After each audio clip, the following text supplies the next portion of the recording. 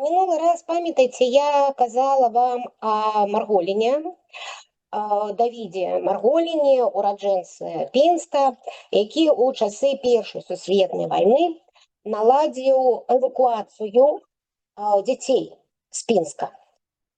Таму што гэта яго вельмі, так скажем, турбавала тое, што лінія фронта праходзіла праз Звінск, Паставы, Баранович і Пінск, і ён вельмі, так скажем, балела ў яго душа за дзяцей, якія засталіся там, да? Шмат хто ўжо з іх згубіў бацькоў.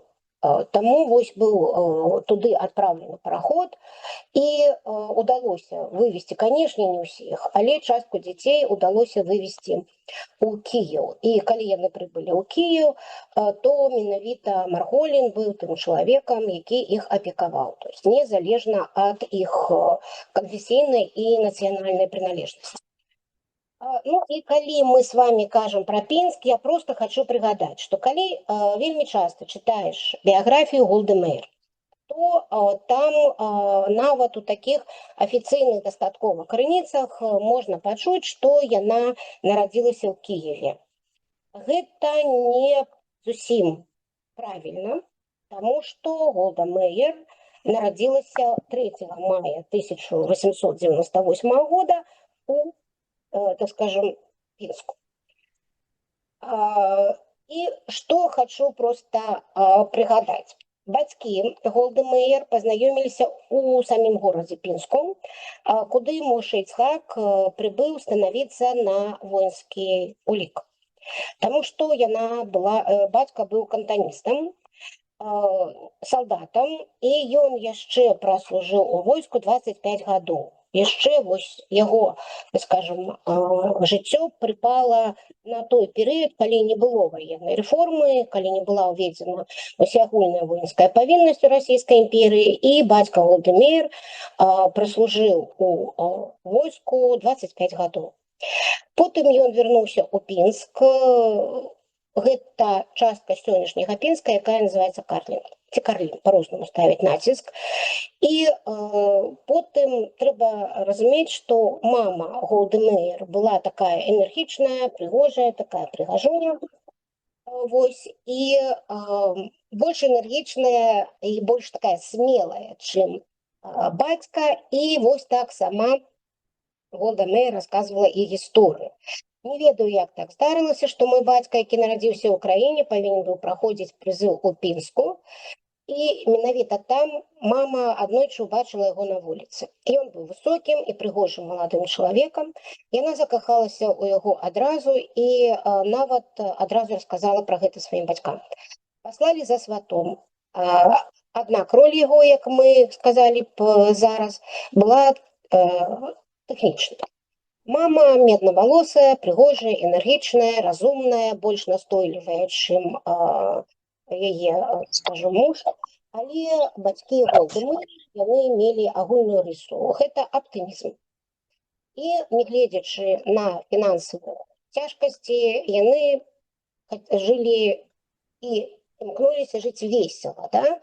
То есть не упадали в такую нуду, а стараліся жыць весела. Папа стройны, з тонкімі рысамі твару, но простоваты. І калі Голда Меір была такой маленькай дзяўчынкай, яны з Пінска пераязджаюць у Кіеў і селяцца на басейнай вуліцы у вельмі такім пахаватым, трэба сказаць, доміке, які хаваўся за вялікім доходным домам нумар 5 на басейнай вуліцы. Я помню бедность, холод, голод и страх. Никогда ничего не было в волю, ни еды, ни теплой одежды, ни дров. А каша для нас всегда была настоящей роскошью. Я всегда немножко мерзла, и всегда у меня в животе было пусто. Тогда в кухне в Киеве я знала только одно, что жизнь трудна, и что справедливости в мире не существует. Треба сказать, что бацькі Голды Меір выехали так скажем, Злучаныя Штаты да пачатку Першай сусветнай вайны, але калі Голды Меір было 5 гадоў, бацькі з Кіева зноў вярнуліся ў Пінск. І у бацькі Голды Меір з'явілася мара, што ён паедзе ў Амерыку, там ён, канешне, стане багатым, такая амерыканская мара. а жонка з дзецьмі будзе чакаць яго ў Пінске. Ну, бацька сабраў рэчы, нешмат было бы гэтых рэчай, і паехаў у невядомую частку свету. Мама, скажем, ну, жонка, так скажем, мама Голдемейр с Голдай і сёстрамі пераехалі да бабулі і з дзедулей. І яны жылі у Пінску у доме, які, у прынцыпе, і захаваўся. Вось такія былі дзіцячыя гады. Вось дзіцячыя гады Голдемейр. Аднак амерыканская мара гэта не пра лёс Майбовічаў, потому што бацьке прыйшлося працаваць на двух працах. Маці здолела адкрыць такую невялікую крамачку, але, ну, не было, так скажем, такога багацця, о якім яны марылі, калі пераязджалі у Амерыку. І вось пачынае фарміравацца характар Голдемейр. Яна бачыла такі, так скажем, жабрацтва Пінска, жабрацтва у Киеве, потым зноў вяртанне у Пінск. І калі яна ў 8гадовым узросце апынецца вось Голда Мабовіч у Мілуокі, адразу пачне фарміравацца яе характар як такой, ну, яна востра вельмі рэагавала на любую несправядлівасць. І яна ўжо, так скажем, з падлеткавага ўзросту будзе адрознівацца тым, што, ну, будзе такі красамоўная вельмі, да? Скончыць школу першай ступені і марыць, што трэба вучыцца далей. Але ў бацькоў былі іншыя планы, і Масей Мабовіч быў упэўнены, што дачке исполнілася 14 гадоў, і, у прынцыпе, можна ўжо выходзіць замуж у 14 гадоў. І нават бацькі знайшлі ўжо і мужа. Гэта быў мужчына, якому было 30 гадоў. Ну і пазнаёмілі з гэтай інфармацыяй сваю 14гадовую дачку. Гэта выклікала яе пратэст.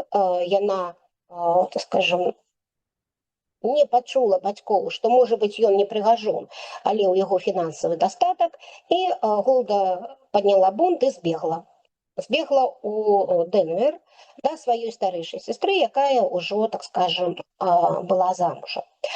Ну і далей там яна потым будзе ўжо студэнткай, будзе будаваць кар'еру і гэтак далей. Ну, пра Голду Меір мы ўжо з вами казалі.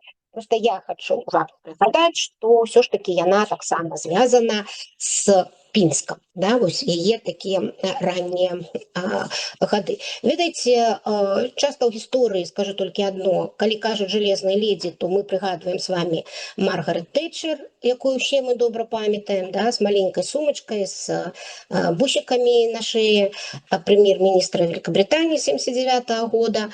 Але ўсё ж такі Голда Меір, яна таксама была жалезнай ледзі і зрабіла вельмі шмат для дзяржавы Ізраіль, да, і засталося вельмі шмат такіх фраз, якія Голда Меір, якія былі, так скажем, ну, якія актуальны і да сённяшняга часу. А мы вяртаемся з вами у Першую сусветную вайну. Мы ўжо казалі, што вайна парушыла старыя імперыі і дала шанец на самавызначэнне. Што гэта азначала для габрэйскага насельніцтва? Для габрэйскага насельніцтва Беларусі гэта азначала магчымасць быць пачутымі. І пра некалькі чалавек я б хацела расказаць. Мойшай Львовіч Гутман нарадзіўся у мястэчкі Вепры, гэта Ковенская губернія, у сям'і купца. Бацьку звалі Лейба. Ён прыехаў у Вільню, здаў экстэрнам за курс гімназіі, а потым ён скончыў школу правізараў. І у пачатку 20-го стагоддзя і ў гады першай расійскай рэвалюцыі ён актыўна даволі ўдзельнічаў у рэвалюцыйным рухе. Наколькі актыўна, можаце сабе ўявіць, яго 15 разоў арыштоўвалі і 3 разы судзілі. Пасля чарговага арышту і суда з 1910 года ён будзе жыць у Лодзі і Варшаве, дзе будзе ініцыятарам габрэйскай школьнай адукацыі. І нават будзе ўдзельнічаць у працы прафсаюза габрэйскіх настаўнікаў. Потым зноў ён сядзеў у турме, жыў у Пінске, Гомелі і Мінске. І у мінулы раз мы з вами казалі пра такую арганізацыю, да, вось дапамогі габрэйскім бежанцам. Маісей таксама працаваў у гэтых арганізацыях, і наступіў 1917 год.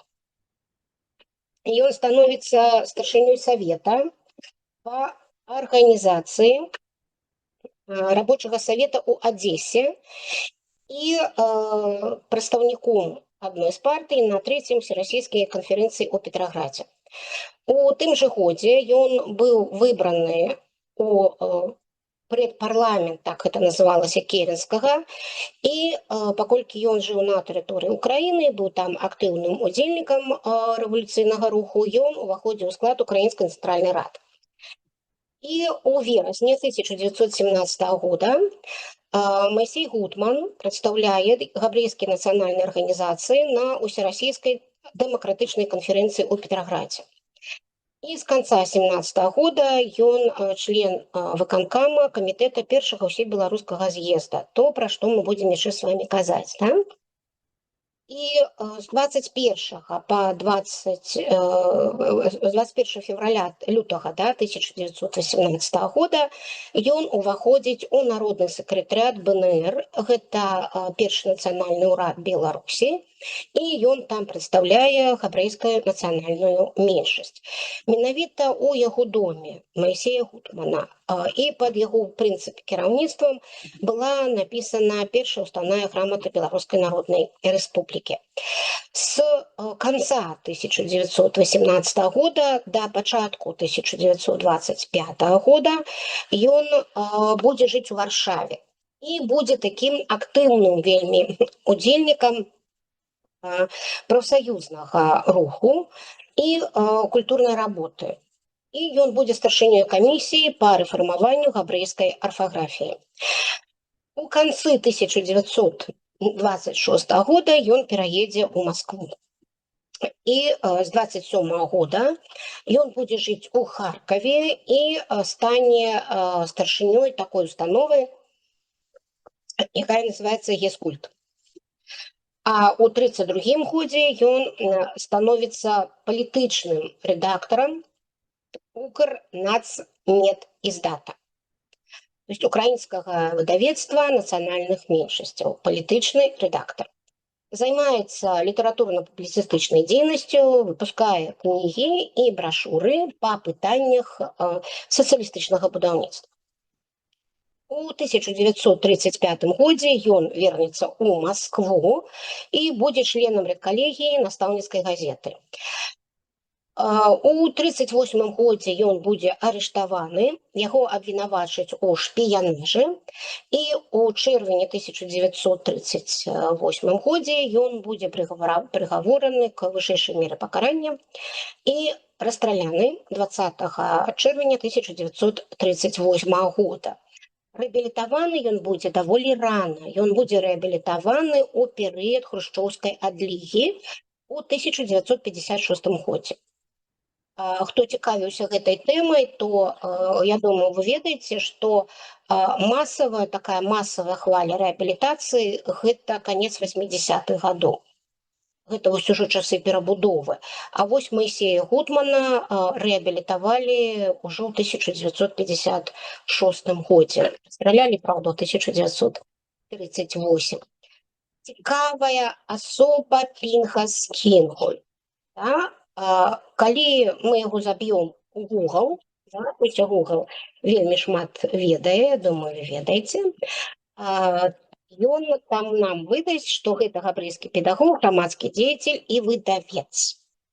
Нарадзіўся ён у 1894 годзе у гарадцы, зараз гэта рэспубліка Беларусь на Брэшчыне.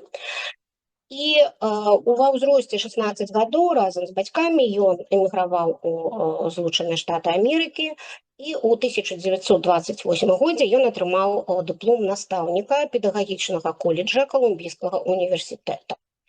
Ну і вы мне можете сказаць, ну так, прычым тут Першая сусветная вайна і Беларусь? Мы вельмі часта забываем, што вайна сусветная. І у пачатку Першай сусветнай вайны разам з Жабацінскім ён стане адным з заснавальнікам габрэйскага легіёна і будзе прымаць удзел у, скажем, складзе брытанскай арміі у ваенных дзеяннях.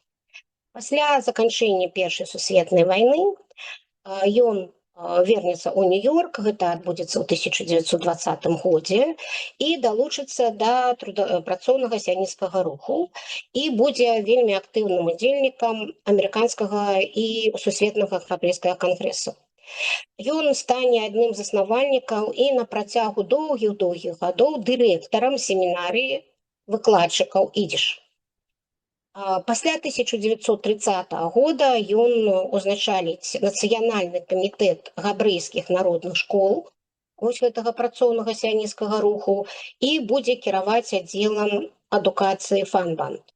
Гэта габрэйскі нацыянальны саюз рабочых. І нават у 1932 годзе будзе выдаваць часопіс «Ідыше Даштунг». У 30-е годы вось Пінхас Гігальд будзе ўзначальваць нацыянальны камітэт габрэйскіх народных школ, які ўжо пасля на гадавіну смерці Пінхаса, а ён памрэ ў 1953 годзе ў Нью-Йорку, ён вось гэты камітэт выпусціць кнігу Пінхаса Гігальда, так будзе называцца гэта выданне. Гэта збор успамінаў Гігальда і яго такія невялікія працы па габрэйскаму пытанню габрэйскай адукацыі і культуры. І тут мы з вами сустракаем такое паняцце, як габрэйскі легіён. Да? Габрэйскі легіён – гэта воінскае падраздзяленне у брытанскай арміі ў часы Першай сусветнай вайны. Гэта, скажу, частка, якая складалася з габрэйскіх дабравольцаў. Ён быў створаны для удзелу ў ваенных дзеяннях за вызваленне Эрец-Ізраіль ад турэцкага ўладання. Справа ў тым, што ў сіянісцкім руху не было адзінага такога думкі па пытанню аб адносінах да Першай сусветнай вайны. Большасць членаў сусветнай сіянісцкай арганізацыі лічыла, што неабходна заняць нейтральную пазіцыю. Каб ні адна з краін, якая, скажем, ваявала, не магла абвінаваціць габрэяў і, там, напрыклад, сіяністаў у недастатковай лаяльнасці. Іншыя казалі, што трэба карыстацца гэтай сітуацыяй, якая стварылася з моманту ўступлення Турцыі ў вайну на баку цэнтральных дзяржаў і ўжо рабіць крокі да здзяйснення асноўнай мэты сіянісцкага руху. Бен-Гурыон і Бен-Цві у лістападзе 1914 года прадставілі турэцкаму камандуючаму ў Іерусаліме праект стварэння габрэйскага легіёна ў складзе турэцкай арміі. Праект быў адобраны, трэба сказаць, і першыя 40 габрэйскіх добраахвотнікаў пачалі праходзіць ваенную падрыхтоўку. Аднак верхоўны галоўнакамандуючы турэцкай арміі ў Палестыне і Сірыі Джамал Паша, які, мякка кажучы, негатыўна адносіўся да сіянізма і габрэйскага насельніцтва Палестыны, адмяняе гэтае рашэнне аб стварэнні вось гэтага легіёна ў складзе турэцкай арміі. І тут узнікае Жабацінскі. Абсалютна іншую прапанову, так скажем, выдвигае Жабацінскі у канцы 1914 года. У снежні 1914 года ён прыехаў у Александрыю, дзе знаходзілася звыш 11 тысяч габрэйскіх бежанцаў, якія былі выгнаны з Палестыны у той час. І Жабацінскі звярнуўся да іх з заклікам стварыць габрэйскі легіён, каб воеваць на баку Антанты для таго, каб вызваліць Палестыну ад турак улады. Яго падтрымаў Трумпельдор. Хто такі Трумпельдор? Гэта кіраўнік, ці так скажем, прадстаўнік, так скажем, тых палестынскіх бежанцаў, якія на той час вось жылі ў Егіпце. І ўдваіх яны пачалі агітацыю за стварэнне габрэйскага палка. І гэтая агітацыя, трэба сказаць, знайшла вялікі одклік сярод габрэйскіх бежанцаў. І пачаліся перамовы з брытанцамі, але яны былі цяжкія, таму што англійскія законы забаранялі прымаць замежных добраахвотнікаў у брытанскую армію. І Трумпельдору і Жабацінскаму прапанавалі сфарміраваць транспартную колону для выкарыстання яе на любым участке турэцкага фронту. Жабацінскі сказаў: не, нам гэта не падыходзіць, а Трумпельдор сказаў: ну да, у такой вайне любы фронт — гэта фронт за Сіон. Ну і Жабацінскі адпраўляецца ў Еўропу дабівацца згоды саюзнікаў на стварэнне габрэйскага легіёна. А Трумпельдор сучасна з англійскім палкоўнікам Паттерсонам сфарміраваў да сакавіка 1915 года ў Егіпце воінскі атрад, які вельмі цікава называўся. Ён называўся сіянісцкі корпус пагоншчыкаў, вядомы таксама як атрад пагоншчыкаў мулаў. І пад камандаваннем Паттерсона было 650 чалавек. Пасля кароткай вельмі трэніроўкі большая частка атрада была адпраўлена на паўвостраў Галіполі для ўдзела ў дэсантнай аперацыі. Дзве роты на чале з Паттерсонам і Трумпельдорам у час цяжкіх такіх вельмі баёў дастаўлялі салдатам у акопы боепрыпасы, воду і харчаванне. Пасля правала вось гэтай экспедыцыі галіпалійскай атрад гэтых пагоншчыкаў мулаў быў перапраўлены ў Александрыю і распушчаны, як, скажем, неэфектыўна. У гэты час Жабацінскі быў у Еўропе, і гэта 15-16 год ужо, і Жабацінскі імкнуўся атрымаць падтрымку ў краін Антанты па ідэі габрэйскага легіёна, і ён прыехаў у Рым, Парыж і Лондан. Трэба сказаць, што гэта было цяжка, таму што сутыкнуўся ён з рэзкім супрацівам афіцыйных сіянісцкіх рухаў, якія падтрымліваліся вось гэтай нейтральнай пазіцыі. Расійскія сіянісцкія лідары, з якімі Жабацінскі сустракаўся ў 15 годзе, таксама не падтрымалі ідэю стварэння габрэйскага рэгіёна. Хаім Вейцман падтрымаў гэтую ініцыятыву, і прызывы вось гэтыя Жабацінскага, якія ён, скажем, трансляваў да моладзі габрэйскага квартала Лондона Уайтчеп, былі сустрэчаны поўным раўнадушшам, трэба сказаць. Жабацінскі быў да гэтага не падрыхтаваны. І нават яму не толькі не казалі там ні да, ні нет, паслухалі, разышліся, але ён і чуў такія не вельмі прыемныя рэчы. Так цягнулася да канца 1916 года. У Лондан прыбылі салдаты былога атрада пагоншчыкаў мулаў, якія уступілі добраахвотнікамі ў брытанскую армію. Сам Жабацінскі у пачатку 1917 года таксама стаў добраахвотнікам, вось гэты фотаздымак яго, да, і быў залічаны у брытанскую армію рядовым. І разам з вось гэтым Трумпельдорам ён зноў падае брытанскаму ўраду петыцыю з прапановай стварыць габрэйскі легіён. І рыхтаваліся яны да вайны, военных дзеянняў у Палестине.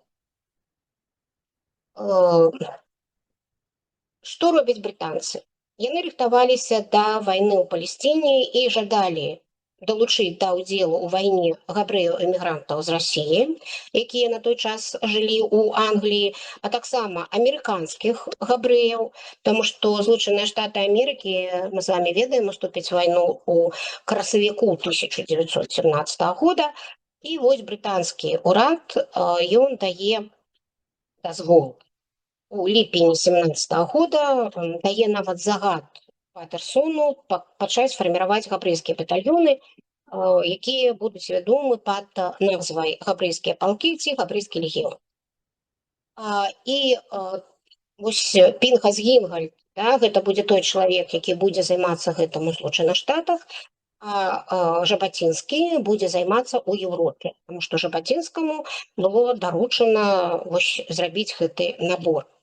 І пачалі фарміраваць і сфарміравалі гэтую частку вайсковую, якая атрымала назву 38-й батальён каралеўскіх стрэлкоў.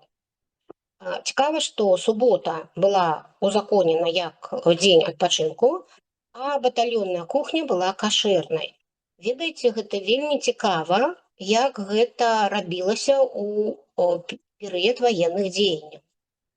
Субота і кашрут, былі вельмі такія кароткія даволі вучэнні, і 2 лютага 1918 года батальён прайшоў такім маршам па габрэйскім кварталам Лондона, і на наступны дзень ён ужо быў адпраўлены ў Егіпет, дзе 3, скажем, тыдні іх рыхтавалі вось каля Каіра. 3 месяцы, прабачце. У канцы красавіка 1918 года да батальёна далучаецца некалькі рот 39-го батальёна каралеўскіх стрэлкоў, якія былі сфарміраваны з амерыканскіх добраахвотнікаў габрэяў, вось якім кіраваў Марголін. І набор вось гэтых добраахвотнікаў у габрэйскі легіён у Амерыкі, такі афіцыйны, пачынаецца пасля апублікавання Бальфура дэкларацыі, і ініцыятарам, так скажем, былі тыя людзі, якіх я называла. У канцы студзеня 1918 года у Нью-Йорке адчыняецца прызыўны пункт, трэніроўка новабранцам адбываецца ў Канадзе, і па аканчанні вучэнняў салдат адпраўлялі ў Англію, а потым на Бліжні ўсход. І амерыканскія добраахвотнікі ў складзе габрэйскага легіёна налічвалі 6,5 тысяч чалавек. Аднак толькі 2 роты паспелі прыняць удзел у баях у Палестыне. 5 чэрвеня 1918 года 38-й батальён з 800 чалавек накіраваўся ў Палестыну ў складзе корпуса Аленбі, прымае ўдзел у ваенных дзеяннях, у тым ліку і фарсіраванні Іордана і захопе Аль-Саута. Начальнікам гарнізона становіцца Марголін, які кіраваў гэтай аперацыямі і вось гэтымі 38-мі і 39-мі батальёнамі. І сярод 18-20 тысяч габрэяў, якія засталіся ў часткі Палестыны, якая была занята к пачатку 1918 года брытанскай арміі, таксама ўзнікае рух за стварэнне добраахвотнага палестынскага габрэйскага легіёна. І ў студзені 1918 года брытанскім ваенным была подана петыцыя аб наборы ў габрэйскі легіён. Але дазвол яны атрымалі толькі ў маі. Цікава, што за тое, каб стварыць такі габрэйскі легіён у Палестыне, выступаў Смілянскі і Жабацінскі, само сабой. На чале вось гэтай афіцыйнай камісіі па мабілізацыі добраахвотнікаў стаяў маёр Джеймс Ротшильд, і мабілізавалі 1100 чалавек, якія склалі 40-й батальён каралеўскіх стрэлкоў. На развітальным парадзе ў Тель-Авіве 3 ліпеня 1918 года Хаім Вейцман ад імя сіянісцкага руху даў добраахвотнікам батальёна бела-блакітны сцяг, пасля чаго гэты батальён адправілі ў Егіпет. У снежні 1918 года Пра гэты легіён. Снежень 1918 года 40-й габрэйскі легіён вярнуўся з Егіпта ў Палестыну. І калі палічыць, то к 1919 году колькасць людзей, якія былі ў гэтых 3 батальёнах габрэйскага легіёна, гэта было 5000 чалавек. На праздник Ханукі 1919 года габрэйскі легіён атрымаў права называцца первым полком іудеі і мець эмблему ў выглядзе семісвечніка. Да? Гэта мінора з надпісам на іврыце «Кадзіма» наперад. І замест ангельскіх былі уведзены габрэйскія знакі разлічыя, і палком камандаваў Марголін. На самой справе гэта вельмі цікавая сітуацыя, вельмі цікавая падзея, таму што значэнне габрэйскага легіёна як баявой адзінкі с ярко выраженным нацыянальным характарам, яно непрерывно росло, что выкликало супрадзеянне арабских колаў и антысионистской британской военной администрации. У красавіку 1919 года военные улады выдали загад, які забараніў габрэйскім салдатам наведваць Иерусалим и Яфу у дні Песаха. И по просьбе арабов габрэйскі легіён был выведен из Хайфы у мая 1919 года, и его отправили у Рафиях, далей от центра Ешива. Да? Британское командование будет потом имкнуться демобилизовать габрэйских солдат и распустить габрэйский легион. И у жніўня 1919 года был демобилизован Жаботинский. У другой полове 19 года у складзе габрэйскага легіёна засталіся толькі 2 из 3 батальёнаў, а потым і 1. И к весне 1920 года у першым полку іудеі заставалася не больш 300-400 человек. И наступая сакавік 1920 года, приходит официальный загад об расформировании габрэйскага легіёна. Аднак, дзякуючы Хаіму Вейцману, гэта ўсё удалося зацягнуць до 31 ліпеня. Частка демобилизованных солдат габрэйскага легіёна приняла удзел у организации отрядов габрэйской самообороны, якія, так скажем, на час арабских беспорядков у Иерусалиме на Песах 20 года. Тады яшчэ не былі демобилизованы габрэйскія солдаты, и яны былі звязаны военной дисциплиной и не могли, так скажем, удзельнічаць у обороне Ешив. Некалькі сотен былых палестинских легионеров пополнили ряды смешанных арабо-габрэйскіх полицейских отрядов, якія были створаны першым верховным комиссаром Палестыны сэром Сэмуэлем, и габрэйской часткой отрядов командовал Марголін. И калі весной 1921 года у Яфе успыхнуць антыгабрэйскія беспорядки, Марголін и его подначаленные выступили без дозволу военных улад у Яфу для того, как, так скажем, оказать дапамогу габрэйскому насельніцтву. Марголіна абвінавацілі ў тым, што ён парушыў военную дисциплину, и Марголін падае ў адстаўку. Было такое обещание мандатных улад Палестины, что демобилизованным солдатам гэтага габрэйскага легіёна будуць даваць зямлю. Але гэта свялося, так скажем, до того, что да, им прапанавалі дзяржаўную зямлю, але яна была абсолютно, так скажем, непрыгодная для сельской гаспадаркі. И 60 былых солдат габрэйскага легіёна родом з Злучаных Штатаў Канады и Аргентины заснавалі ў 1932 годзе к поўначы ад Нетаніі Машафах Авихаил. И дзе у 1961 годзе был адчынены дом легіёна и музей габрэйскага легіёна. Трэба сказаць, што гісторыі стварэння габрэйскага легіёна прысвечана кніга Жаботинскага на рускай мове слова о полку. Вы тут яго бачыце, выданне гэта плакат. Значит, калі Жаботинскі прыязджаў да скажем, у Лондон для того, каб і Париж у Еўропу праводить агітацыю. Ну, прабачце, загаварылася, фотаздымкі вам не показала. Ну, вось гэта фотаздымак 19 года.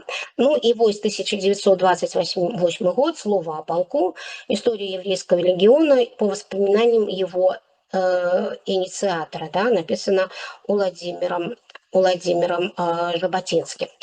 Ведаеце, я лічу, што вось гэта вельмі важна для вяртання, так скажем, гістарычнай праўды. Таму што мало хто ведае пра габрэйскі легіён у складзе брытанскай арміі ў гады Першай сусветнай вайны. Што яшчэ хацела б сказаць? Саламон Шлёма Райхман, ну, гэта я не знайшла яго фотаздымкі, я вось знайшла кадр з фільма аб салдаце Швейке. Таму што лёс Саламона ці Шлёмы Райхмана гэта лёс простага чалавека з Турава, які на той час быў такі тыповым. Ён быў, я маю на ўвазе Шлёму, мабілізаваны ў царскае войска, але трапляе ў нямецкі палон. Далей ён 3 гады працуе на нямецкага гаспадара, 4 разы ён робіць спробу збегчы, 4-я спроба была удалая. Вось ён вяртаецца дадому для таго, каб ужо трапіць у чырвоную армію. І вось яго гісторыя – гэта гісторыя мільёнаў, якая вось проста схаваная за гэтымі сухімі такими строчками статыстыкі, да, вось про то, што мы с вами казалі, да, вось у Першую сусветную вайну губляецца, да, вось гэтая каштоўнасць чалавечага жыцця. Вайна не спыніла пры гэтым развіццё інтэлектуальнае, так скажем, інтэлектуальнае развіццё свету. Той, хто паспеў эвакуавацца, ці эмігрировали, яны здолелі пранесці сваю геніяльнасць праз усе гады смуты. Таму што Першая сусветная вайна, калі мы кажам пра расійскую імперію, яна падняла просто велізарныя такія працэсы смуты, якая будзе цягнуцца не адзін год. Леонид Исакович Мандельштам, ураджэнец Магілёва.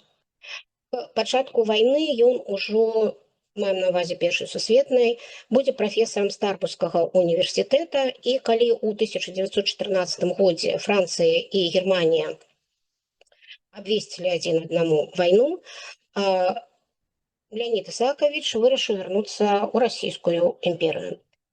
І менавіта яму і яго вучню таму мы абавязаны фундаментальнымі адкрыццямі ў тэорыі калібаній, без якіх сёння мы б засталіся без радыёсувязі. Ну, можам сказаць, да, вайна пазбавіла Еўропу великага навукоўца, але, так скажем, дала яго нам. І хочу сёння закончыць Гівшем Шагалам. Потому что, калі мы с вами чуем Шагала, то, конечно, мы прыгадываем с вами толькі Марка Шагала, правда? Між іншым, Гівш Шагал не жывапісец, а просто его аднафамілец. Ён нарадзіўся ў Лукомлі, і ў час вайны ён займаўся тым, што карміла краіну. Ён працаваў на гэтых пунктах, дзе раздавалі харчаванне, і ў транспартных аддзелах у Віцебске. І вось лёс Гірша – гэта цікавасць, калі паглядзець, гэта такі срэз эканамічнага жыцця тыла. Гэта ізвоз, гэта майстэрні па вытворчасці аліфы, мыла і пастаянны пошук працы. Ну і зноў жа кажу, да, чалавек, які заслугоўвае таксама нашай памяці. Вось тое, што я вам паспела расказаць за сёння. Дзякуй вам, беражыце сябе і да сустрэчы ў наступны аўторак. Да пабачэння.